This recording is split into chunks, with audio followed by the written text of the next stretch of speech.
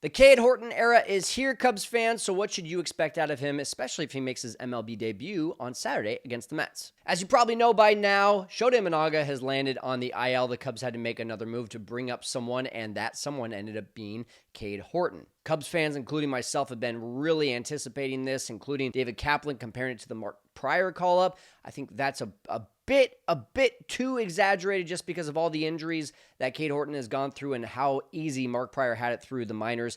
But when we talk about this start or potential appearance on Saturday, I want to get you just in the know of what kind of pitcher is going to be out there, what you can expect from him, and especially what exactly are you going to see as an end result after his maybe 4 or 5 innings against this powerful New York lineup. Hey, make sure you're subscribed too if you like this content, if you like what we're doing with the breakdowns. Of course, on Saturday after Cade Horton's first outing, I'm definitely going to be doing a breakdown if he does in fact pitch on that day. As already mentioned, he was the first round pick for the Cubs in 2022. He was the 7th overall pick. It was a surprising pick at the time because he was coming off of Tommy John surgery from 2021. He didn't have that great of a 2022 season with University of Oklahoma, a 4.86 ERA. A lot of fans were down on this pick, and then suddenly he comes up through the rankings and he's dealing. Everyone kind of changes their opinion about this, and suddenly he becomes the number 1 pitching prospect for the Cubs. And from then on, it's really been, when is Cade Horton coming to the majors? And then last year, you expected him to come up right around June or maybe even July, kind of the same expectation for this year. Unfortunately, because of some back injuries, shoulder injuries, he ended up pitching very little in 2024. Only 34 1/3 innings for the entire season. In fact, in his minor league career, it's been very limited in the 3 seasons. 151 2/3 innings, a 2.79 ERA, only 103 hits in those 151 innings, 190 strikeouts, really impressive, and 53 walks. So you're looking at about a 3.5 to 1 strikeout to walk ratio. But here's 2 key numbers for you so you can start to set some expectations for Saturday. He has never thrown over 6 innings in one single start in his minor league career, and each of those starts that he has thrown 6 innings, 3 starts, all came in his last 3 starts. Also, he's never thrown 80 pitches in one game in the minor leagues. 79 has been the tops, and this year it's only been 78 pitches. Now, in terms of stuff, who can we compare him the most to? There's been some things out there on the internet about Kerry Wood comparisons. I wouldn't buy into that. Alex Cohen and Lance Brzezowski definitely don't buy into that. Take a look at this tweet from Alex Cohen. Other than Bulldog presence on the mound, not much to correlate between Cade Horton and Kerry Wood. I think Lance Brzezowski had a really good one with Tanner Bybee.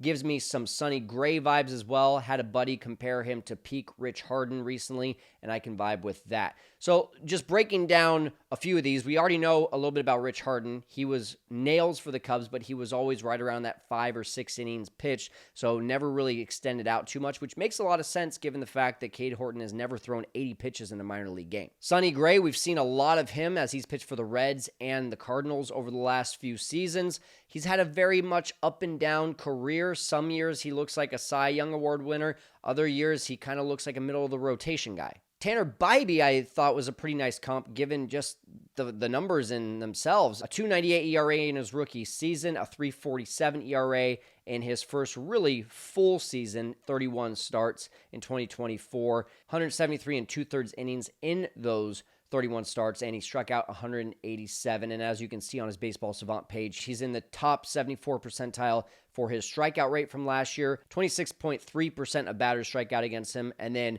in terms of walk rate, he's in the 78th percentile, only walks 6.2% of the batters faced. So overall, career-wise, when we talk about these guys, all of them flash ace stuff. Have any of them actually stepped up and been an ace for their entire career? No, the answer is definitely no on that. Now, Cade Horton, because of injuries, because of just concerns in terms of how many innings, how many pitches he's had, that definitely becomes one of those things of, is this guy an ace? Is he a horse? And right now, I think the answer is no, but is the ceiling there? It 100% is. So with all that being said, what can we expect on Saturday? Now, it has not been announced that he's actually starting on Saturday, so please don't take this as this is 100% going to happen. We might just see him be in the dugout and the Cubs do a bullpen game on Saturday, and then he pitches against the Marlins. However, I do believe he's going to start, mainly just because why not? Now, there's also been some talks about him having an opener, maybe like Chris Flexen going out there for an inning or 2 innings and then Cade Horton coming in. I don't like that idea, mainly just because there's no parachute behind him.